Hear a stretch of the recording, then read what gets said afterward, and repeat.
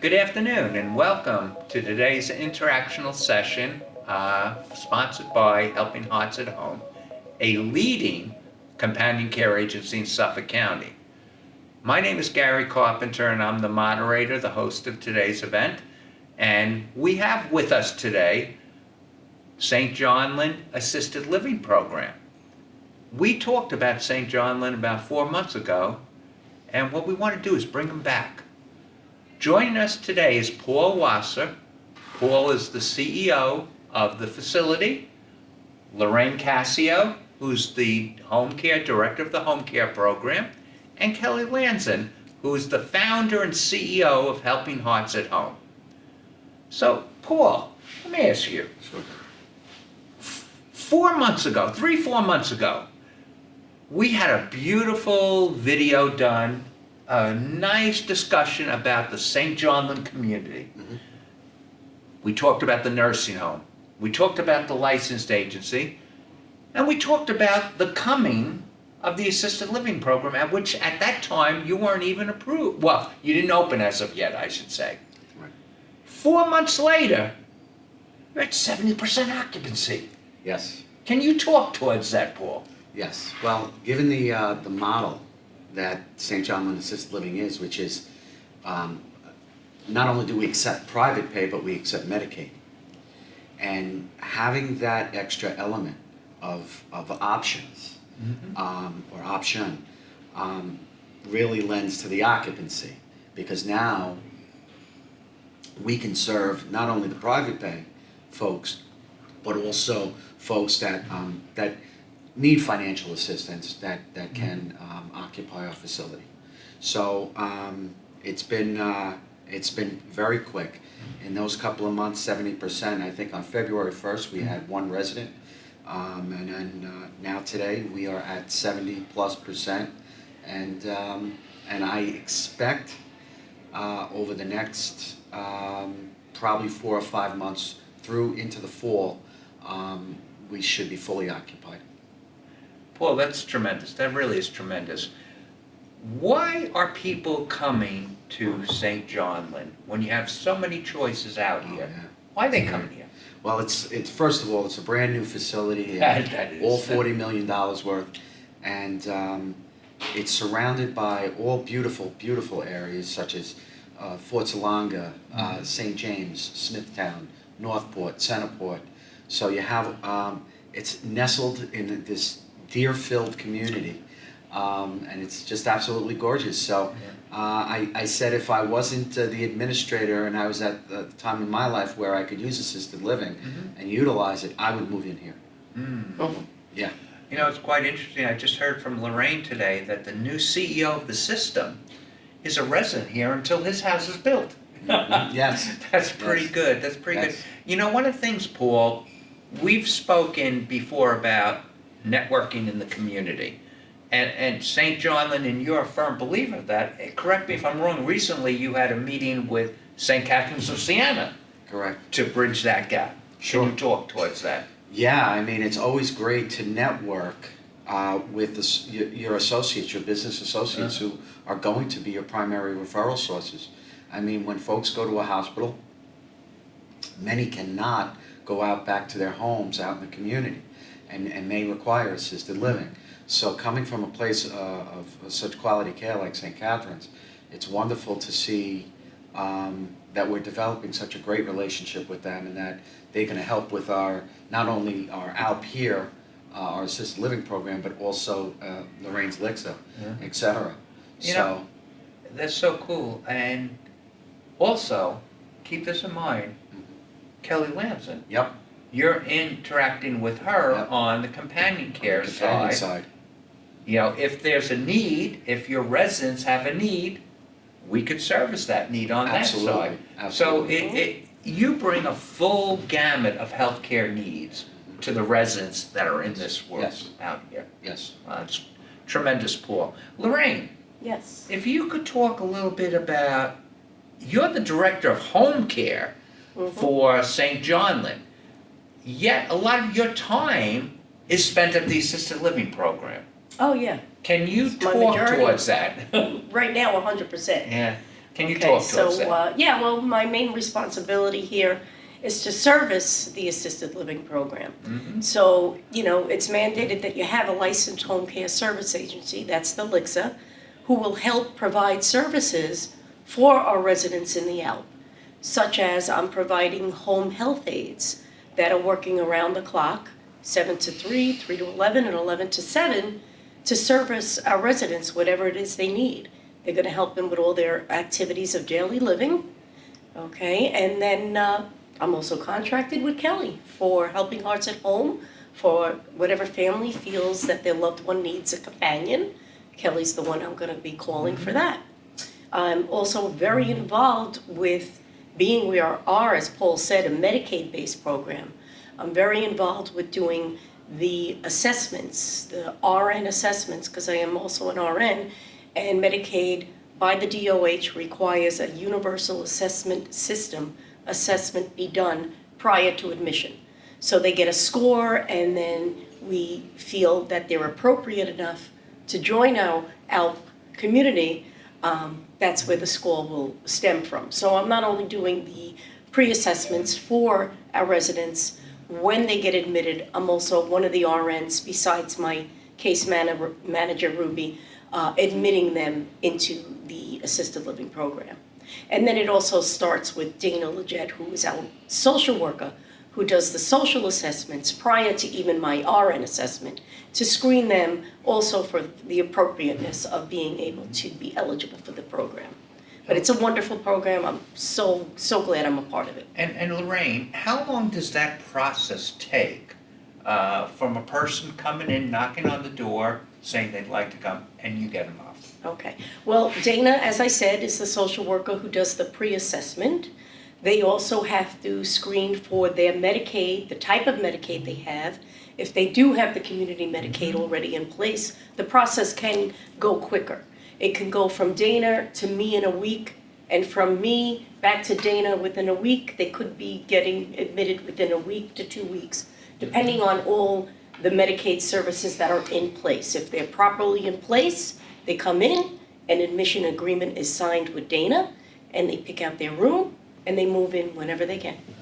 That's tremendous. And real world experience is you admitted a friend of mine Yes, I into did. the program a couple of months ago, and the family was very thankful towards the process, the people working on the process, and it worked smoothly. She's very happy here. Yeah, and that was difficult, involved coming from Florida here. Right. It wasn't just coming from around the block here. Exactly. I did a Zoom meeting with her for her the RN assessment, the UAS. And then she flew down with her daughter and moved in. And if something Oh, like I this, should say. the family was very thankful of the attentiveness that Paul and yourself spent to move her adequately here. And from what I hear, she's very happy here. Yes, she is. Very happy here. Well, that's great, Lorraine. Lorraine, let me ask you one last question. In the world of home health care, Mhm. human resources is an issue. Do you have your labor force in place? Yes. Okay. Yeah. So you have enough aides, you have enough caregivers? Right now, the staff is very sufficient. Okay. Our human resource department, which is the main human resources next door, is helping with that process. As an agency, we don't have our own separate human resource Right, department. right. Maybe as we grow. But right now, yes, I have 20 aides on hire, That's great. and I'm almost to full capacity, though we're not even at full capacity. That's super. You know, last time we had the video, we talked about the mission. We talked about the assisted living program, and Mary Jean Webb, who's the CEO at that time, who's retired, talked towards the mission of Lorraine was to make sure that everything worked appropriately here and got it to 100%. Correct. At that point, then move into the community. Correct. Okay? To move into the community, and that may be happening in this year. Yeah. That may Well, happen. 30% more. Once I'm at Wait, 100, Paul we says have it's gonna be- 100 beds. Yeah. That's right. Yep, So- my next step will be moving into the community, where I'll probably have to hire more staff, more RNs, field nurses, things like that, more home health aides that work in the private homes. And we're going to be servicing Suffolk County and Nassau County. Uh-huh. So yeah, once my mission is accomplished here, Yep, that's where I'll be heading. I'll be heading towards the community to service the community residents also. You know, and it's quite interesting also, Lorraine, is even though we're servicing at this point mostly a pool, the assisted living, you're maintaining everything that's required as Elixir. You got a very effective QI committee. Oh, yeah. I have Maybe a if you could wonderful mention that, yeah. Yeah, I have about 12 members, and I have we're contracted with VNS for higher skilled needs such as PT and OT. I have Andrea Cowles and Linda Taylor, who's the CEO of VNS, and Andrea is the intake person. Mm-hmm. Two of them are both committee members. I have Jason Romano, who's the CFO of Therodynamics, who was the PT company. I have Al Conti, who is our compliance officer, and our CEO, Mary Jean Weber, who, as Gary mentioned, is now retired, but I'm going to invite Larry, who's our new CEO, to come join us if he's able to. And I have Paul Wasser, our ALPA, administrator, All and disciplines. all different disciplines from, I have social work next door joining us. I have the dietary department. Anybody that I missed? I mean, Lorraine, that's why St. Johnland is the place to come. oh yeah, For everything you just said, what you have behind you, what you offer to all the people here, that there's a feeling of safety. yes. Okay, Lorraine, well, before I switch to Kelly, Long Island, we were just hit over the last 2 days with the smoke alert. Yes. How did you deal with it? How did you guys deal with that? As a matter of fact, it's funny you mentioned that. We just got out of a meeting, Paul and I. So we had Mr. John Duffy, who's our engineering head, come give us an in-service on what to do in a disaster situation such as we've had in the past couple of days. So we now have appropriate information for the residents at the front desk. It's instructions on what to do if they're going to go outside. We'd suggest they wear a mask, keep their windows closed until the alert is over. We're on top of, informing our residents for safety measures and our staff along with that. That's great. That's really good. Well, now I'm going to flip it over to Kelly Lanson. Kelly Lanson is the founder and CEO of Helping Hearts at Home. As I mentioned before, the biggest companion care agency in Long Island. Kelly, why don't you just say a few words about your company before I ask you a question? Okay, my company was opened in 2016. It's a companion agency. I'm a registered nurse, and I oversee the activities of it. I have a director of case management who is also a nurse. My company layout or business plan is to have nurses directly interacting with the caregivers. There's no intermediary, such as a coordinator or something. It's directly back and forth between the family, the client, the caregiver, and the nurse, which happens to bring a lot more continuity of care. It brings us the information that we need in a timely manner if somebody's getting sick, and it gives us an opportunity to respond to it by bringing them to the doctor or having an on-call doctor come in. And we've been very successful with that. We also work with facilities like St. Johnland's, and we push in with companions.